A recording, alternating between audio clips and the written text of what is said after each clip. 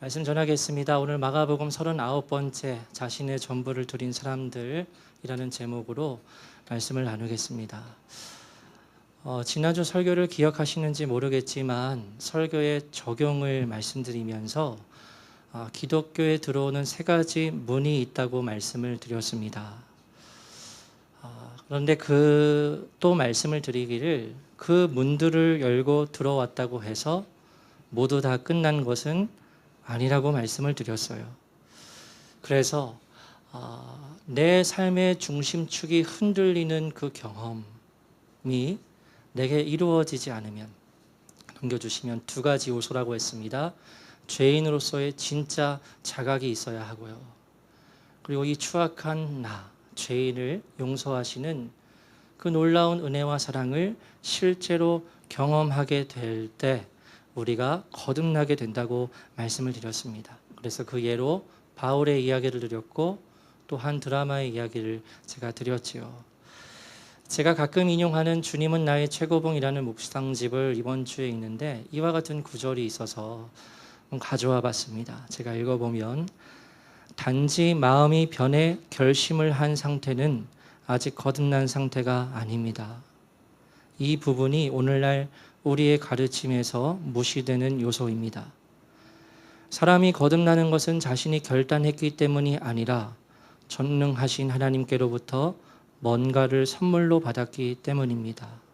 사람들은 맹세를 하고 결심을 하지만 이것이 곧 구원은 아닙니다.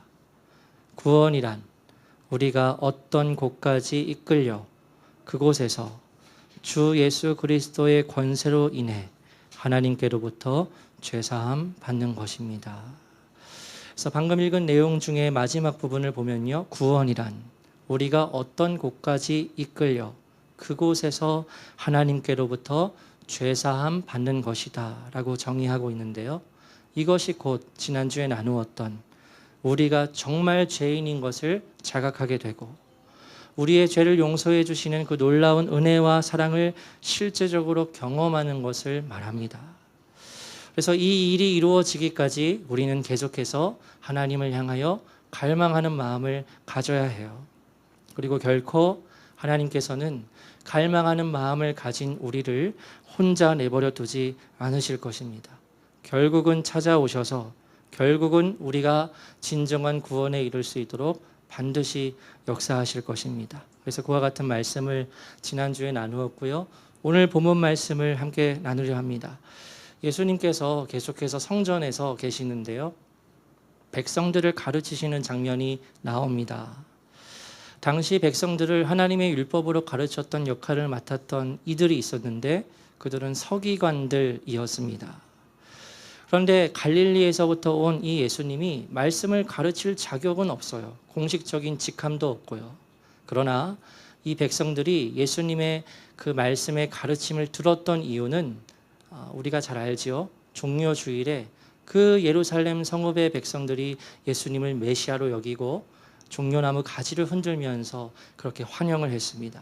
그들에게 있어서 이 눈앞에 있는 예수님은 정말 우리를 이 로마에서 구원할 메시아일 가능성이 큰 거예요.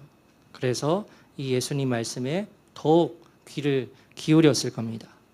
이런 배경 가운데서 예수님께서 성전에서 백성들을 가르치시는데 이때 목적이 있었습니다. 그것은 서기관들로부터 말씀을 이 백성들이 가르침을 받았는데 그 가르침에 잘못된 부분이 있었어요. 그것은 그리스도, 즉 메시아가 다윗의 자손으로 오게 된다고 가르쳤던 그 예언에 대한 그 말씀을 예수님께서 올바르게 바로 잡고자 이 부분을 백성들에게 말씀하십니다. 그래서 우리 35절 천천히 생각하시면서 읽겠습니다. 시작. 예수께서 성전에서 가르치실세 대답하여 이르시되,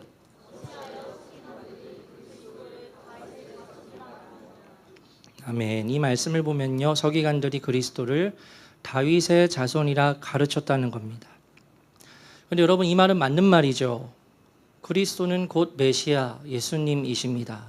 그리고 예수님은 우리가 마태복음 1장에 아브라함의 족보가 기록되어 있는데 그 족보에도 분명히 나와 있듯이 혈통적으로 예수님은 다윗의 자손으로 오신 분이 맞으시죠. 그런데 지금 35절의 말씀을 보면 예수님께서 그 그리스도가 다윗의 자손이라는 것을 부정하시는 것처럼 보입니다. 어찌하여 서기관들이 그리스도를 다윗의 자손이라 하느냐. 마치 그리스도가 다윗의 자손이 아닌 것처럼 말씀하시는 것처럼 보여요. 그런데 그러한 것이 아니라요. 당시 서기관들이 그리스도에 대해서 가르칠 때 그는 다윗의 자손이다. 즉 메시아는 어떤 뜻이 강하게 내포되어 있었냐면요. 그 메시아는 우리의 눈에 보이는 사람이라고 가르쳤어요. 그러니까 서기관들은 우리를 로마의 압제에서 해방시킬 메시아는 우리와 성정이 같은 사람이지만 조금은 특별한 사람이라고 생각을 하고 백성들에게 가르친 겁니다. 그러나 지금 우리가 고백하고 있듯이 예수 그리스도는 특별한 사람이 아니시지요. 그냥 다윗의 자손이 아니라 바로 영광스러운 하나님의 아들이십니다. 우리에게는 오늘날 이 개념이 너무나 당연한 의미이지만 예수님 당연히 그 하나님의 아들이시지 우리는 그렇게 다 생각을 하고 있지만 그때 당시에 백성들이 가르침을 받았던 그 메시아 그리스도에 대한 내용은 그 그리스도 우리를 구원하실 메시아는 유대인으로 그리고 다윗의 자손으로 즉 우리의 눈에 보이는 사람이라고 가르쳤어요. 그래서 지금도 2025년이지만 지금도 유대인들은 메시아를 아주 간절히 고대하고 있는데 오기를 그 메시아는 역시 유대인이고 다윗의 자손으로 올 그 메시아를 지금도 기다리고 있습니다. 그래서 당시의 백성들이 그러한 가르침을 서기관들로부터 받았던 거예요. 그 누구도 그래서 오실 그리스도이자 메시아를 하나님의 아들로 전혀 생각을 하지 못했습니다. 그래서 예수님께서는 구약에 나오는 다윗의 말을 인용하여서 백성들에게 오실 그리스도 자신이시지만 오실 그리스도 메시아는 단순한 인간이 아니다. 단순한 누구의 자손이 아니다. 바로 하나님의 아들이시다라는 것을 가르치세요. 우리 36절, 37절 두 절을 함께 읽겠습니다. 시작. 다윗이 성령에 감동되어 친히 말하되 주께서 내 주께 이르시되 내가 내 원수를 내 발 아래에 둘 때까지 내 우편에 앉았으라 하셨도다 하였느니라. 다윗이 그리스도를 주라 하였은즉 어찌 그의 자손이 되겠느냐 하시니 많은 사람들이 즐겁게 듣더라. 아멘. 36절에 나오는 성령님의 감동을 받아 다윗이 했던 말은요. 구약 110편 1절의 말씀입니다. 그것을 지금 예수님께서 인용을 하시는 거예요. 그래서 그때 다윗이 성령님의 감동하심을 받아 이렇게 말했다는 거죠. 주께서 내 주께 이르시되 내가 너의 원수를 너의 발 아래에 둘 때까지 내 우편 오른쪽에 앉아 있으라 하고 말씀하셨다는 겁니다. 그래서 나와 있지만 여기에서 주라는 단어가 두 번이 나오는데요. 근데 이 두 지칭 대상이 달라요. 그래서 앞에 나오는 주는 하나님을 말합니다. 그리고 뒤에 나오는 내 주는 바로 그리스도, 메시아를 말해요. 왜냐하면 주께서 내 주께 뭐라고 말씀하시죠? 너는 내 오른편에 앉으라. 살아계신 하나님의 오른편에 앉을 수 있는 존재는 누구밖에 없습니까? 그리스도 메시아밖에 없는 거예요. 그래서 그런 배경에서 예수님께서 백성들에게 분명히 가르치시는 거죠. 만약 너희 백성들이 기다리고 있는 메시아이자 그리스도가 다윗의 자손이라면 다윗이 어떻게 그 구약에서 그 그리스도를 향하여 내 주라고 말할 수 있겠느냐는 거예요. 예를 들어 보겠습니다. 제가 이제 할아버지가 되어서 손주를 보았어요. 제가 제 손주에게 절하면서 네 주님이라고 말하면 뭔가 겉보기에 이상한 거지요. 이치에 어울리지 않는 행위인 겁니다. 그런 것처럼 만약 그리스도가 다윗의 자손이라면 어떻게 다윗이 자신의 자손에게 내 주님이라고 부를 수 있겠느냐는 거예요. 여러분 이 말씀을 통해서 예수님께서는 무엇을 말씀하고자 하시고 무엇을 가르치고자 하시는 겁니까? 너희 백성들이 기다리고 있는 그 그리스도는 단순한 인간이 아니라는 거예요. 그 그리스도는 다윗의 주님이 되는 존재로 이 다윗보다 훨씬 더 위대한 인물, 즉 살아계신 하나님의 아들이라고 말씀하고 계시는 겁니다. 그래서 그와 같은 가르침을 예수님께서 전하실 때 백성들이 끝에 보면 즐겁게 들었다고 기록하고 있어요. 다른 종교 지도자들은 그 예수님의 말씀을 들을 때 아주 거칠게 반항하는 반항을 보였지만 이 백성들은 순수하게 예수님의 말씀을 기쁘게 받아들이고 수용하는 겁니다. 그런 다음에 예수님께서 백성들에게 한 부분을 더 가르치시는데요. 그것은 서기관들에 대한 것이었는데 소위 서기관들을 예수님께서 요즘 세상 말로 디스하고 비판하는 말씀을 하십니다. 우리 38, 39절 함께 읽겠습니다. 시작. 예수께서 가르치실 때에 이르시되 긴 옷을 입고 다니는 것과 시장에서 문안 받는 것과 회당의 높은 자리와 잔치의 윗자리를 원하는 서기관들을 삼가라. 아멘. 예수님께서 말씀하십니다. 서기관들을 삼가라. 즉 주의하고 경계하라는 거예요. 왜 주의해야 할까요? 백성들이 서기관들을 예수님께서 말씀하시는 내용을 볼 때 이 서기관들이 가지고 있는 교만함, 겉으로는 드러나진 않지만요. 그 속에 있는 교만함 그리고 외식 때문이었습니다. 겉과 속이 다른 부분이었죠. 당시 서기관들은 자신의 신분이 드러나는 긴 옷을 입고 다녔습니다. 그래서 그 옷을 입고 거리에 나가면 많은 사람들이 서기관님 오셨구나 하고 정중하게 인사를 하는 그러한 특별 대우를 받았어요. 그런데 그렇게 사람들이 자신을 특별하게 생각하며 인사하는 것을 이들이 즐기는 겁니다. 그래서 긴 옷을 입고 일부러 시장에 나가요. 사람들로부터 인사를 받습니다. 또 39절의 말씀을 보면 회당에서는 늘 높은 자리에 앉고 잔치의 자리에서는 늘 윗자리에 앉았습니다. 그렇게 교만과 외식을 가지고 있는 이 서기관들을 주의하고 경계하라고 말씀을 하세요. 그리고 그 다음 말씀을 보면 서기관들이 아주 파렴치한 악행을 행하는 것을 예수님의 말씀을 통해 알 수 있는데요. 40절 말씀 읽겠습니다. 시작. 그들은 과부의 가산을 삼키며 외식으로 길게 기도하는 자니 그 받는 판결이 더욱 중하리라 하시니라. 아멘. 서기관들이 과부의 재산을 삼켰다는 겁니다. 왜 서기관들이 과부의 재산을 뺏어갔을까요? 우리는 이제 잘 알지만요. 여러분 그 당시의 배경을 잘 알지요. 그 당시에 남편을 잃은 여인은 정말 비참한 삶을 살아가야 했어요. 오늘날과 다르게 그 당시에 경제 활동을 여인이 할 수 없습니다. 그런 가운데 남편과 아내가 있는데 남편이 사정이 있고 중병에 걸렸겠지요. 일찍 죽게 되었어요. 그러면 이 아내는 혼자 남게 되지요. 그래서 이때 이 남편이 가지고 있는 재산을 바로 아내에게 주지 않고 믿을 수 있는 누구에게 맡겼냐면요. 서기관들에게 의탁하는 거예요. 그래서 이 재산을 제 아내에게 잘 전달해 주십시오 하고 그렇게 죽게 되면 이 서기관들이 그 자신들이 받은 이 재산을 관리하고 이 유산을 잘 전달해 주어야 하는데 그것을 자신들이 가로채 가져가 버리는 거예요. 아주 악하죠. 우리나라 기독교 역사 속에서 1907년도에 평양 대부흥 운동이 일어났습니다. 그때 부흥이 촉발된 계기가 있었어요. 엄청난 폭발적인 성령님의 역사가 일어나게 되는데요.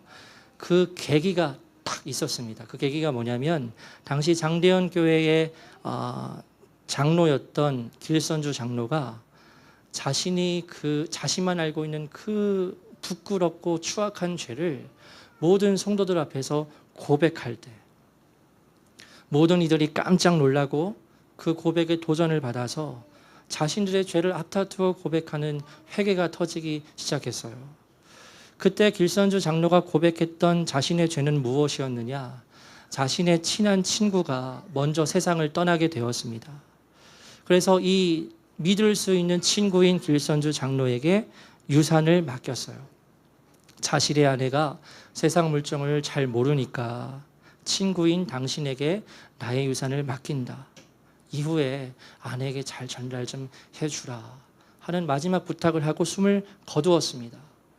그런데 이 친구인 길선주 장로가 그만 돈에 눈이 멀어서 그 유산의 일부를 자신이 가졌어요. 그 추악한 죄를 이 장로님이 통곡하면서 회개할 때 그 고백을 들으면서 사람들도 회개하기 시작했고, 바로 그 순간 단단히 막혀 있던 영적인 장벽이 무너져 내리면서 폭발적인 부흥의 역사가 일어났다고 사료에 기록되어 있습니다. 그런데 길선주 장로는 자신의 죄를 그래도 모든 회중 앞에서 고백하고 그 가로챘던 유산을 그 친구의 아내에게 다시 돌려주었다 하지만, 본문에 나오는 서기관들은 전혀 그러하지 않는 거지요.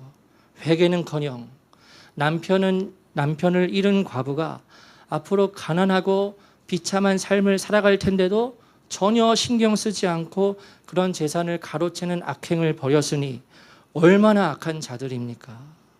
그래서 예수님께서는 그들은, 넘겨주시면 나오겠지만, 마지막에 반드시 무거운 형벌을 받게 될 것이라 말씀을 하세요. 교만과 외식으로 사악한 죄를 저지르는 그 서기관들을, 백성들 너희는 반드시 주의하고 경계하라고 가르치십니다. 여러분, 오늘날 신앙생활을 하는 우리 모두에게 분별력이 중요하다는 것 잘 아시죠? 오늘 본문의 예수님의 말씀처럼 이같이 외식을 행하고 악한 일을 행하는 자들을 우리는 반드시 주의하고 경계해야 합니다. 물론 죄들을 짓더라도 그들이 회개하고 돌이키면 함께 할 수 있어요. 그죠? 누구나 죄를 짓고 우리도 죄를 짓지 않습니까? 그래서 엄청난 끔찍한 죄를 지었더라도 그가 진짜 복음 앞에서 자신의 죄를 깨닫고 진심으로 회개하고 돌이키면 다시 함께 할 수 있어요. 그런데 죄가 분명한데도 그 죄에서 돌이키지 않고 회개하지 않으면 우리는 어떻게 해야 됩니까? 그들을 삼가라, 즉 경계하고 주의해야 합니다. 이와 같은 분별력이 당시의 백성들에게만 필요한 것이 아니라 오늘날 신앙생활을 하는 우리 모두에게도 필요해요. 우리 하나님께서 여러분 모두에게 이와 같은 분별력을 주시기를 소망합니다. 장면이 전환이 되는데요. 41절을 보면 역시 또 성전에서 예수님께서 계시는데요. 41절 말씀 읽겠습니다. 시작. 예수께서 헌금함을 대하여 앉으사 우리가 어떻게 헌금함에 돈 넣는가를 보실세. 여러 부자는 많이 넣는데. 아멘. 예수님께서 헌금함에 대하여 앉으셨다고 기록되어 있어요. 당시 헌금함이 있었다는 겁니다. 성전에 헌금함이 있었어요. 그래서 오늘날 우리 교회처럼 자발적으로 헌금함에 헌금을 하는 것이었는데, 근데 좀 이상한 장면으로 느껴지기도 하지요. 예수님께서 그 헌금함을 대하여 앉으시고 무리가 어떻게 헌금함에 넣는지 보셨다고 되어 있어요. 여기서 보았다는 단어는 어떤 뜻이냐면요, 아주 주의를 집중해서 관찰한다는 뜻을 가진 단어입니다. 그러니까 예수님께서 사람들이 성전에 와서 헌금하는 것을 아주 유심히 관찰하면서 보셨다는 것을 말해요. 그런 중에 여러 부자들이 와서 헌금을 하는데 사람들에게 자랑하듯이 돈을 많이 넣는 모습을 보시다가 42절에 한 사람이 등장합니다. 함께 읽겠습니다. 시작. 한 가난한 과부는 와서 2렙돈 곧 한 고드란트를 넣는지라. 아멘. 한 가난한 과부가 나오지요. 앞에서 말씀드렸듯이 과부라는 말 자체가 가난함을 의미하는 단어입니다. 그런데 거기에다가 앞에 가난한이라는 수식어를 붙이고 있어요. 이 표현은 과부 중에서도 정말 가난한 축에 속하는 여인인 것을 말하고 있는 겁니다. 그런데 이 여인이 헌금함에 헌금을 하는데 2렙돈 곧 한 고드란트를 넣었다고 기록하고 있어요. 여기서 한 고드란트가 어느 정도의 가치의 돈이라고 말할 수 있느냐면요, 당시에 하루 일꾼이 열심히 일을 해서 번 돈이 잘 아시겠지만 한 데나리온이지요. 근데 이 고드란트는 하루의 일삭에 해당되는 그 한 데나리온의 약 2%에 해당하는 돈입니다. 아주 적은 가치의 돈이에요. 그래서 이 2렙돈, 한 고드란트로 살 수 있는 것은 밀가루 한 줌 정도밖에 살 수 없는 돈입니다. 그런데 이 모습을 유심히 보고 계신 예수님께서 과부가 헌금을 한 이후에 갑자기 제자들을 부르세요. 부르셔서 제자들에게 다음과 같이 말씀을 하십니다. 우리 2절 말씀을 읽겠습니다. 시작. 예수께서 제자들을 불러다가 이르시되 내가 진실로 너희에게 이르노니 이 가난한 과부는 헌금함에 넣는 모든 사람보다 많이 넣었도다. 그들은 다 그 풍족한 중에서 넣었거니와 이 과부는 그 가난한 중에서 자기의 모든 소유 곧 생활비 전부를 넣었느니라 하시니라. 아멘. 예수님께서 제자들을 부르십니다. 부르셔서 제자들에게 말씀하시는 것이 이 가난한 여인이 헌금함에 넣는 모든 사람보다 많이 넣었다는 거예요. 이건 모순된 말이죠. 아마 이 여인보다도 더 적은 헌금을 한 사람은 없었을 겁니다. 그런데 예수님께서 이 여인이 모든 사람보다 많이 헌금을 했다고 굳이 제자들을 부르셔서 말씀하시는 거예요. 그리고 그 이유도 말씀하십니다. 왜냐하면 다른 사람들은 풍족한 중에서 헌금을 했지만 이 여인은 가난한 중에서 자기의 모든 소유, 즉 생활비 전부를 넣었다는 겁니다. 이와 같은 예수님의 말씀을 들을 때 우리의 마음은 숙연해지게 됩니다. 그리고 그 가난하고 또 가난한 중에 자신의 생활비 전부를 드렸던 이 여인의 마음과 믿음을 헤아려 보게 됩니다. 먹을 것도 없을 그 가난한 처지에서 생활비 전부를 하나님께 드린다는 것은 지난주에 우리가 함께 나누었던 첫 번째 계명, 즉 뭡니까? 아시죠? 마음을 다하여, 목숨을 다하여, 뜻을 다하여, 힘을 다하여 하나님을 사랑하는 사람의 모습이라 할 수 있지요.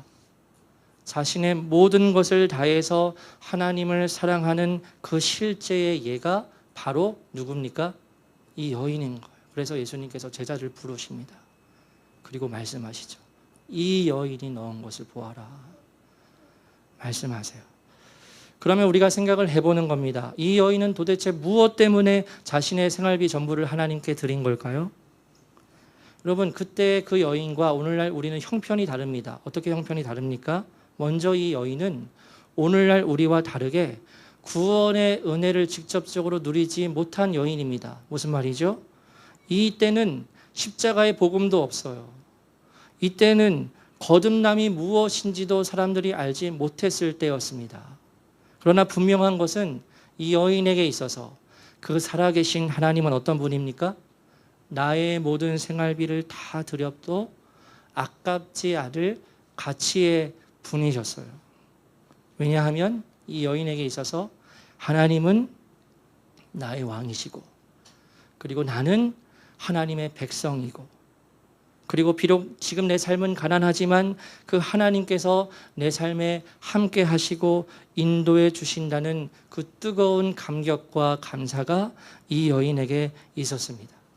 그래서 그 감격과 감사가 무엇으로 이어지게 되는 거지요? 나의 전부를 드리는 거예요. 전적인 헌신을 하나님께 드리는 겁니다. 이번 주 새벽에 제가 기도하는데 이런 생각이 들었습니다. 이제까지 2000년 동안 교회의 역사는 자신에게 있는 모든 것을 주님께 드리는 사람들에 의해서 이어져 왔다는 것이었어요. 교회의 역사는 수많은 그 대중들 때문에 이어져 온 게 아니라 자신에게 있는 모든 것을 주님께 드리는 그 소수의 사람들에 의해서 이어져 온 게 아니겠는가 하면서 기도하는 중에 한 이야기가 생각이 났는데요. 성경의 이야기이지만 마가복음 14장을 보면요. 앞으로 우리가 다룰 이야기이지만 잘 아시는 이야기입니다. 한 여자가 매우 값진 향유 옥합을 가지고 와서 식사를 하시는 예수님의 머리에 다 붓습니다. 그때 수많은 사람들이 이 여인을 책망하고 비난합니다. 예수님의 제자들도 똑같이 이 여인을 비난해요. 낭비했다는 겁니다. 그런데 그때 예수님께서 그 여인을 보시고 이와 같이 말씀을 하세요. 우리 한 절 14장 9절 말씀 읽겠습니다. 시작. 내가 진실로 너희에게 이르노니 온 천하에 어디서든지 복음이 전파되는 곳에는 이 여자가 행한 일도 말하여 그를 기억하리라 하시니라. 아멘. 여러분, 예수님께서 아주 파격적인 말씀을 하세요. 이건 진짜 파격적인 말씀입니다. 뭐지요? 온 천하에 어디서든지 복음이 전파되는 곳에는 이 여인이 행한 일을 말하여 이 여인을 기억하게 하라는 겁니다. 이거 엄청난 말씀이죠. 여러분, 복음서의 말씀을 우리가 볼 때 예수님께서 이와 같이 한 사람을 향하여서 말씀하신 적이 한 번도 없으세요. 복음이 전파되는 곳마다 이 여인이 행한 일을 알려서 이 여인을 기억하게 하라 하고 말씀을 하십니다. 여러분, 예수님께서 이렇게까지 말씀하신 이유가 무엇이었을까요? 이 여인이 옥합의 향유를 준비한 것은요, 그가 가진 모든 것을 다해서 준비한 겁니다. 전부였어요. 즉 그녀의 전부를 준비해서 예수님의 머리에 쏟아 부은 거예요.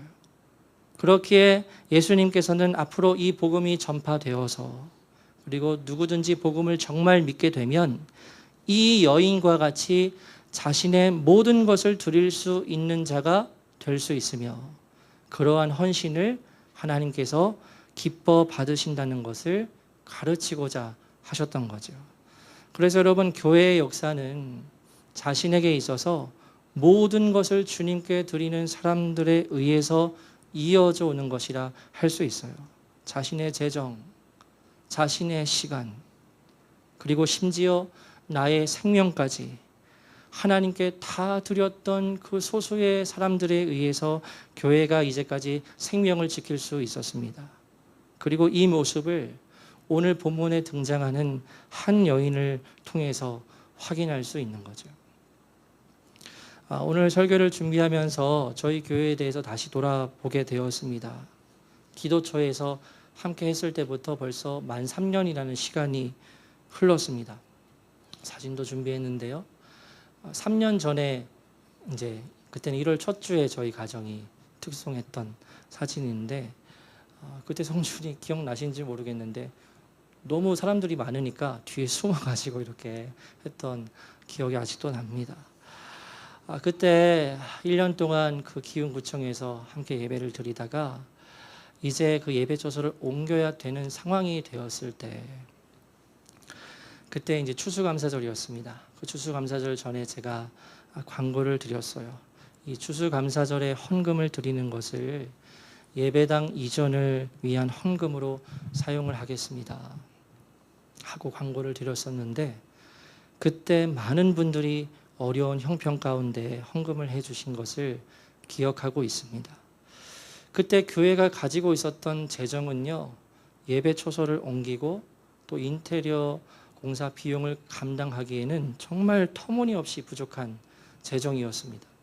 지금 생각을 해보면 어떻게 무슨 생각으로 그걸 옮길 생각을 한 거지? 라는 생각이 들 만큼 정말 어려운 형편이었는데 그런데 그때 그 어려운 가운데 많은 분들이 헌금을 해주셔서 재정이 조금씩 채워지기 시작했어요.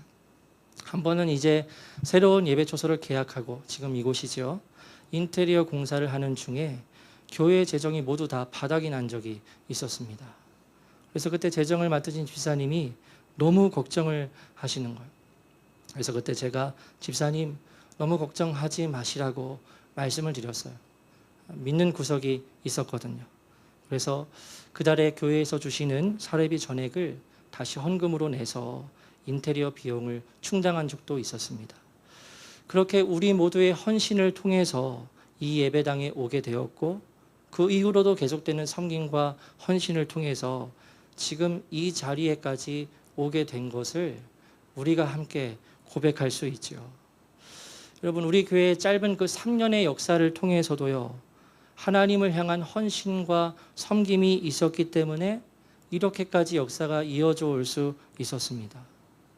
이처럼 여러분, 교회의 역사는 또 복음의 역사는 내게 있는 모든 것을 하나님께 전적으로 드리는 이들을 통해서 이어지는 것임을 확인할 수 있어요. 심지어 나의 생명까지 하나님을 향해 내놓을 수 있는 그 성도들에 의해서 교회의 역사는 주님께서 다시 오실 때까지 계속 이어지게 될 겁니다. 그래서 이와 같은 설교가 헌금 많이 하시라는 그러한 메시지가 전혀 아닌 것을 말씀을 드리고요. 오늘 설교의 제목이 자신의 전부를 드린 사람들이에요. 바라기는 오늘 본문에 나오는 이 가난한 여인과 같이 우리가 가진 전부를 하나님께 드릴 수 있는 사람들로서 우리가 역사에 남게 되기를 원합니다. 우리의 삶의 주인은 하나님이십니다. 우리가 가진 모든 것은 다 하나님의 것입니다. 이와 같이 진정으로 고백하는 우리 모두가 되어서 우리를 통해서 주님의 복음의 역사와 교회의 역사가 계속 이어지게 되기를 주님의 이름으로 축복합니다. 자신의 전부를 드린 사람들의 명단이 성경에 기록되어 있듯이 우리들의 이름이 그 주님의 역사에 기록되는 축복이 모든 성도님들께 있게 되기를 진심으로 축복합니다. 함께 찬양하고 기도하는 시간 갖겠습니다.